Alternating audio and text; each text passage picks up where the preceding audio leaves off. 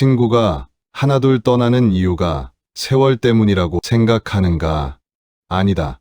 많은 경우 그 사람은 자신도 모르는 사이에 친구를 잃는 말을 반복하고 있는 것이다.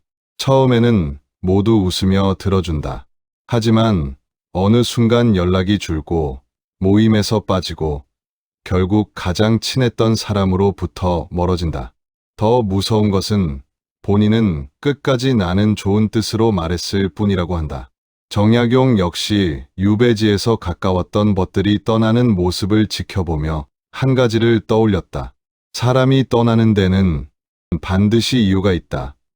오늘은 정약용이 전하는 친구를 잃는 사람들의 공통된 습관을 말하고자 한다. 혹시 무심코 반복하고 있다면 이 영상을 끝까지 꼭 들어보시길 바란다. 나이가 들수록 가장 무서운 것은 혼자 남겨지는 일이다. 당신은 혹시 이런 적 없었는가? 모임에 나갔는데 어느새 나만 빠져 있었던 적. 전화번호부를 열어봐도 선뜻 전화할 사람이 없었던 적. 젊었을 때는 친구가 끊이지 않는다. 직장 동료, 동창, 이웃까지 사람이 늘 곁에 있었다.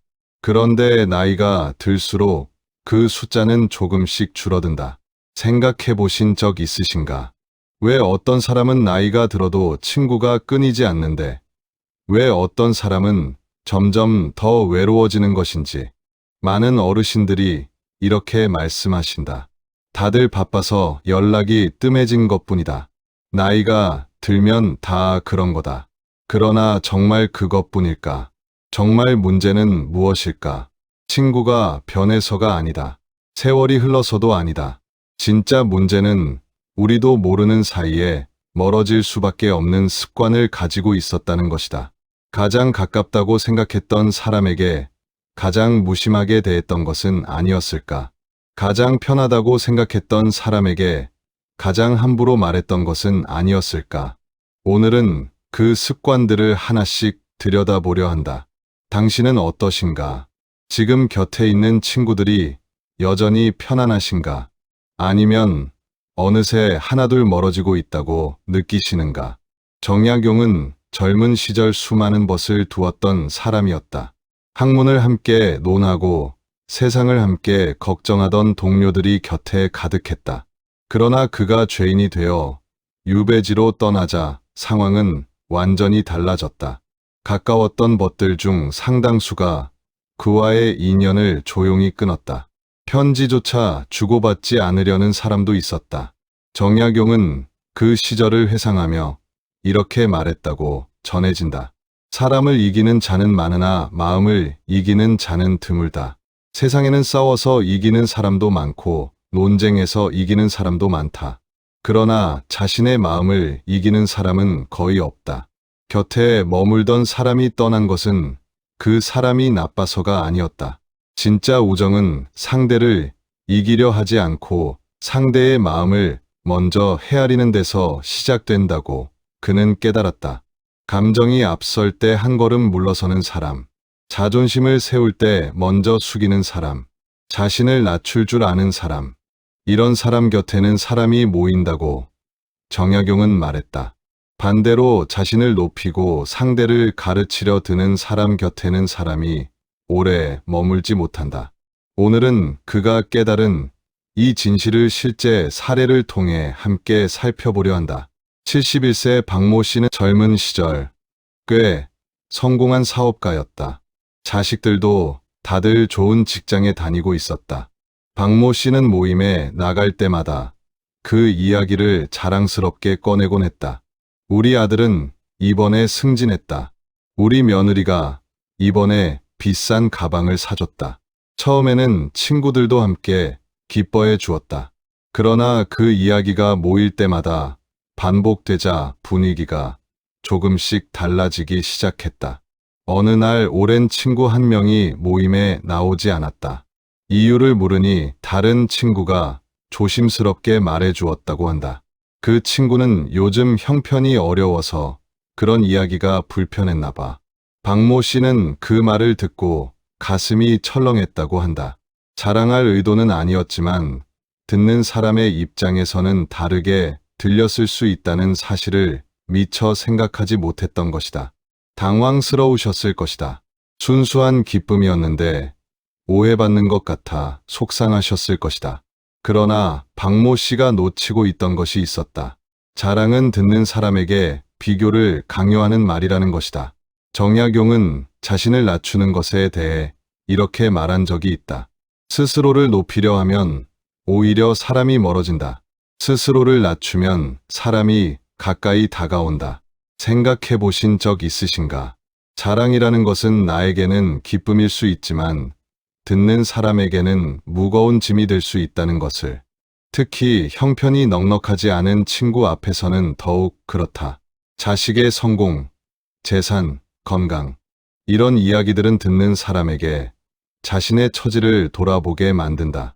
박모 씨에게는 그저 기쁜 소식이었지만 친구에게는 자신과의 차이를 확인시켜주는 말이었던 것이다. 당신도 혹시 모임에서 자랑처럼 들릴 수 있는 이야기를 자주 계시지는 않은가? 물론 기쁜 일을 나누는 것은 자연스러운 일이다. 그러나 그 기쁨을 나누는 방식이 중요하다. 박모 씨는 그 일 이후 한 가지 습관을 들였다고 한다. 좋은 일이 있을 때마다 먼저 상대의 근황을 묻고 그 다음에 조심스럽게 자신의 이야기를 꺼내는 것이었다. 그 작은 변화 하나로 모임의 분위기가 한결 편안해졌다고 박모 씨는 말했다. 69세 한 씨는 평생을 가족을 위해 헌신해온 분이었다. 그러나 그만큼 마음속에 쌓인 것도 많았다. 친구들과 모이면 자연스럽게 이야기가 시작됐다. 남편이 이번에도 또 이러더라. 며느리가 나한테 어떻게 그럴 수 있는지. 처음에는 친구들도 귀 기울여 들어주었다. 그러나 같은 이야기가 만날 때마다 반복되자 친구들의 표정도 조금씩 달라지기 시작했다. 어느 날 가장 친했던 친구가 넌지시 이런 말을 건넸다고 한다. 내 마음은 이해하지만 우리도 만나면 좀 즐거운 이야기도 했으면 좋겠어. 한모 씨는 그 말을 듣고 크게 서운했다고 한다. 진짜 힘든 일이라 하소연한 것뿐인데 그것조차 받아주지 못하나 싶었다. 서운하셨을 것이다. 힘든 이야기를 나눌 곳조차 없는 것 같아 외로우셨을 것이다. 그러나 한모 씨가 놓치고 있던 것이 있었다. 불평은 한 번은 위로가 되지만 반복되면 부담이 된다는 것이다. 정약용은 마음의 무게에 대해 이렇게 말한 적이 있다. 자신의 짐을 남에게 계속 지우려 하면 결국 그 사람도 떠나게 된다. 생각해 보신 적 있으신가? 힘든 마음을 나누는 것은 분명 필요한 일이다. 그러나 그것이 대화의 전부가 될 때 듣는 사람도 지치게 된다. 한모 씨의 친구들은 한모 씨를 미워한 것이 아니었다. 다만 만날 때마다 무거운 이야기만 듣다 보니 마음의 여유가 줄어들었을 뿐이다. 당신도 혹시 누군가를 만날 때 힘든 이야기만 계속 꺼내고 계시지는 않은가? 물론 힘든 마음을 숨기라는 것은 아니다. 다만 그 마음을 나누는 동시에 상대의 이야기도 함께 들어줄 수 있다면 관계는 훨씬 오래 갈 수 있다. 한모 씨는 그 일 이후 한 가지를 다짐했다고 한다. 힘든 이야기를 하더라도 마지막에는 꼭 친구의 안부를 먼저 물어보는 것이었다. 그렇게 대화의 중심을 나에게서 상대에게로 옮기자 친구들과의 만남이 다시 즐거워지기 시작했다고 한모 씨는 말했다. 정약용은 이렇게 말했다. 좋은 것은 하늘이 내리는 것이 아니라 스스로 가꾸어 만드는 것이다. 그렇다면 우리는 어떻게 친구와의 인연을 지켜나갈 수 있을까? 오늘은 4가지 방법을 함께 나눠보려 한다. 첫째, 좋은 일이 생기면 자랑보다는 함께 기뻐할 수 있도록 상대의 이야기를 먼저 물어보는 것이다. 둘째, 힘든 이야기를 할 때는 시간을 정해두는 것이다. 10분 정도만 이야기하고 나머지는 즐거운 대화로 채우는 것이다. 셋째, 연락이 뜸한 친구에게 먼저 안부를 물어보는 것이다. 작은 안부 인사 하나가 끊어질 뻔한 인연을 다시 이어주기도 한다. 넷째, 대화를 나눌 때 내 이야기와 상대의 이야기 비율을 반반으로 맞춰보는 것이다. 이 네 가지를 한꺼번에 다 하지 않아도 된다. 오늘 단 한 가지만 시작해 보셔도 충분하다. 좋은 관계는 하루아침에 만들어지지 않는다. 조금씩 천천히 가꾸어 나가시면 그것으로 충분하다. 정약용은 유배 18년 동안 많은 벗을 잃었다. 그러나 그 시간 속에서도 끝까지 그의 곁을 지켜준 몇몇 벗들이 있었다. 화려한 말이나 거창한 약속이 아니었다. 그저 묵묵히 편지를 보내고 안부를 물어준 사람들이었다. 정약용은 그 몇 안 되는 인연을 통해 깨달았다. 많은 사람을 곁에 두는 것보다 진심으로 마음을 나눌 한 사람을 두는 것이 더 귀하다는 것을. 당신의 인생도 다르지 않을 것이다. 지금까지 살아오시면서 얼마나 많은 인연을 만나고 또 떠나보내셨는가. 그 모든 인연이 결코 헛되지 않았다. 지금 곁에 남아있는 사람이 있다면 그 사람이야말로 당신 인생에서 가장 귀한 선물일 것이다. 오늘부터는 자랑보다 공감을, 불평보다 경청을 먼저 건네보시기를 바란다. 그 작은 변화 하나가 당신 곁의 소중한 인연을 더 오래 지켜줄 것이다. 여러분은 어떠셨는지요? 혹시 오늘 이야기 속에서 멀어진 친구의 얼굴이 떠오르지는 않으셨을까요?